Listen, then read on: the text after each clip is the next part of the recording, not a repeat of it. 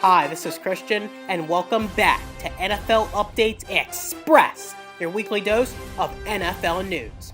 Coming your way, Super Bowl 52 recap. The wait is finally over.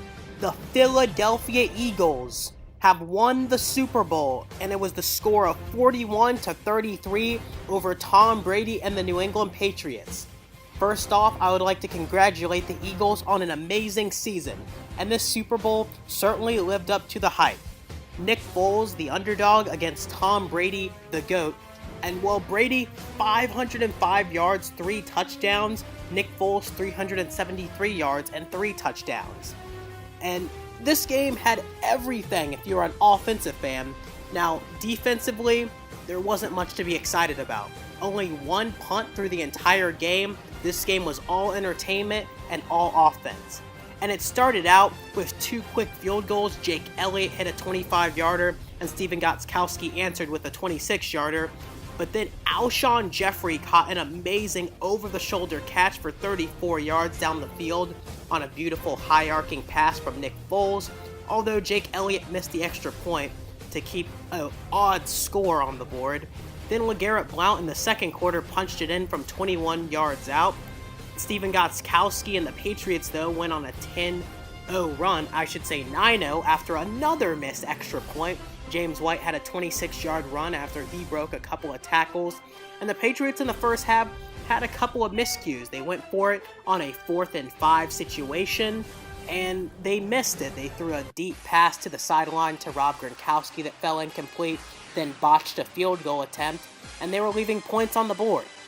And well, the biggest play happened in the second quarter at the end. With around 30 seconds or so left, Nick Foles, they called it the Philly Special, and on 4th down and goal, Nick Foles caught a touchdown pass from Trey Burton, the backup tight end.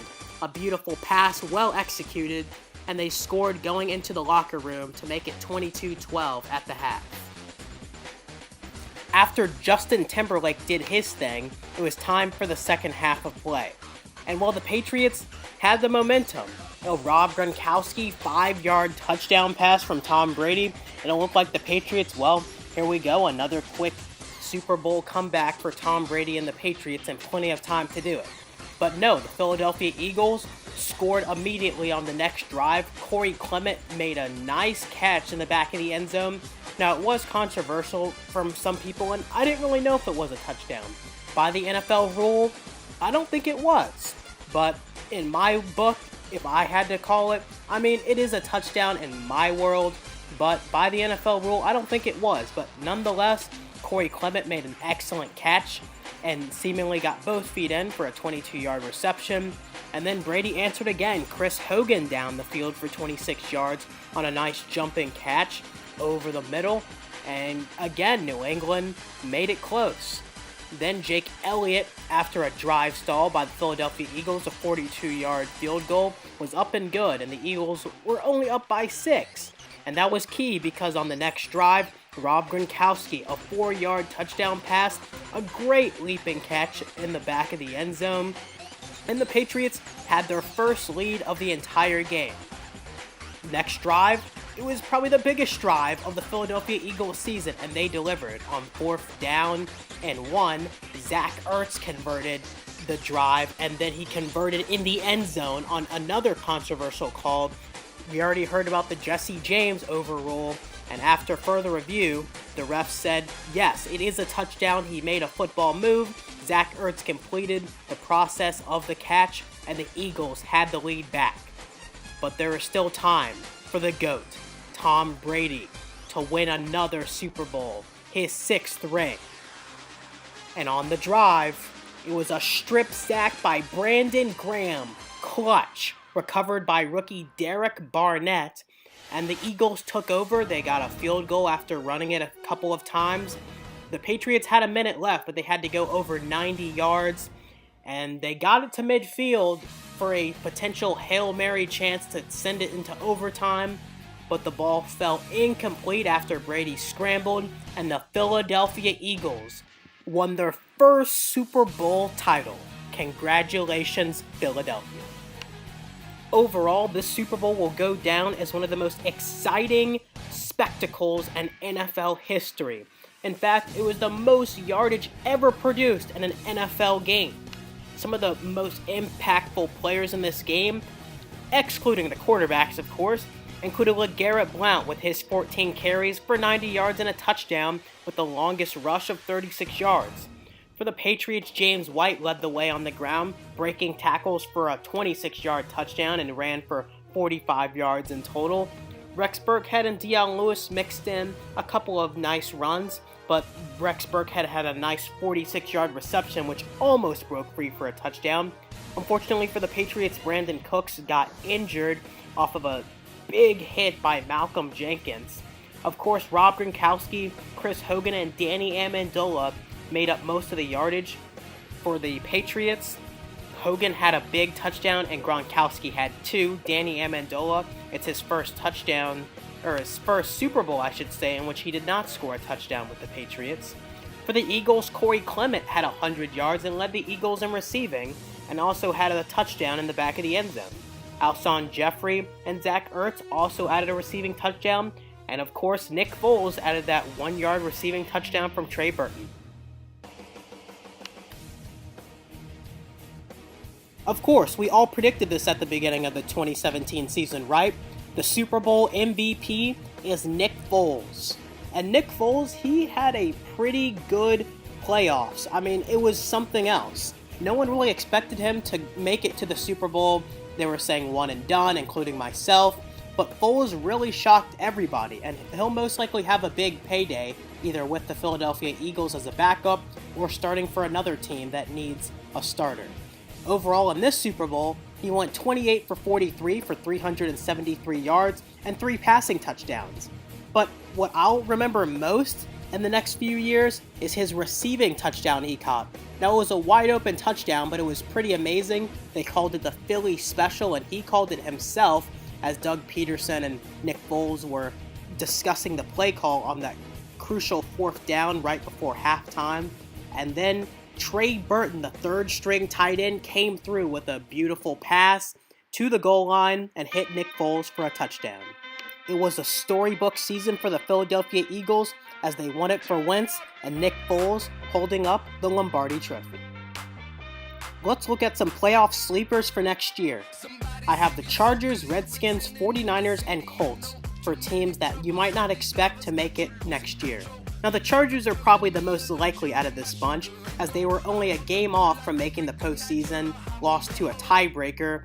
And the Chargers, they looked very good in the second half of the year. They started 0-4, so that really doomed them as they couldn't fully recover from that. But Phillip Rivers picked it up, playing like a Pro Bowler. And also the Chargers defense with Joey Bosa and Melvin Ingram looked like the force there. For the Redskins, well, they just recently acquired Alex Smith. And even though Alex Smith and Kirk Cousins are equal in my eyes, I just feel like Alex Smith shows more consistency than Kirk Cousins does.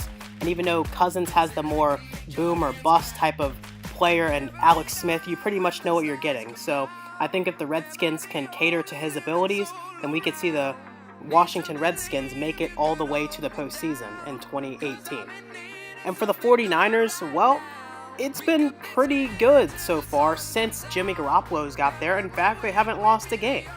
And if they can add a receiver, maybe add a defensive piece or two, the 49ers could be the 5th or 6th seed in the playoffs in my mind.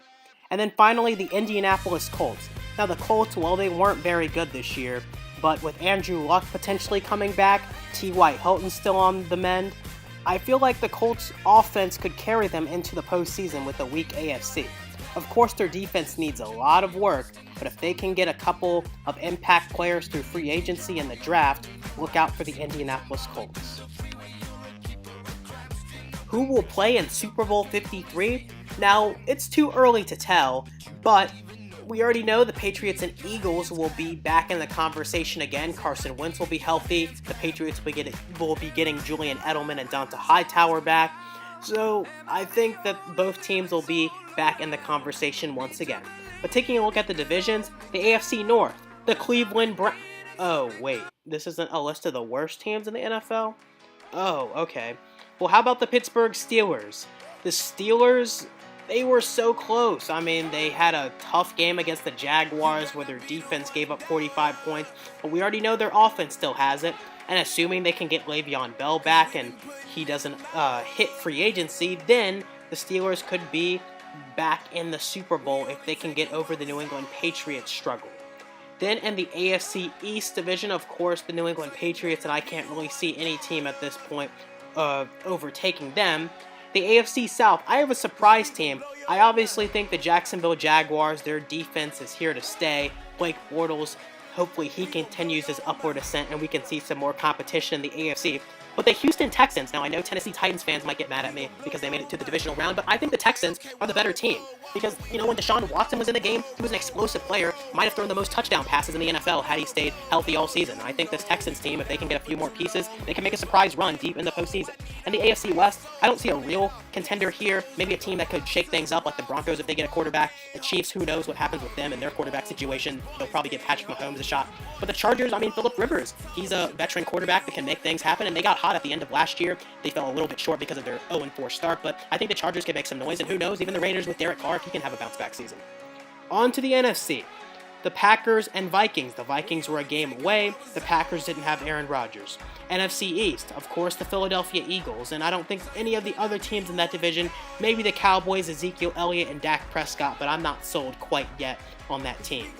For the NFC South, the Panthers, Saints, and Falcons could all make it to the Super Bowl. The Panthers and Falcons made it to the Super Bowl in consecutive years, only to be stopped by the Eagles. And the Saints, well, they were a couple plays away from playing in the NFC Championship, and who knows what would have happened there. So I could see all three of those teams making it. Last but not least, the NFC West Division.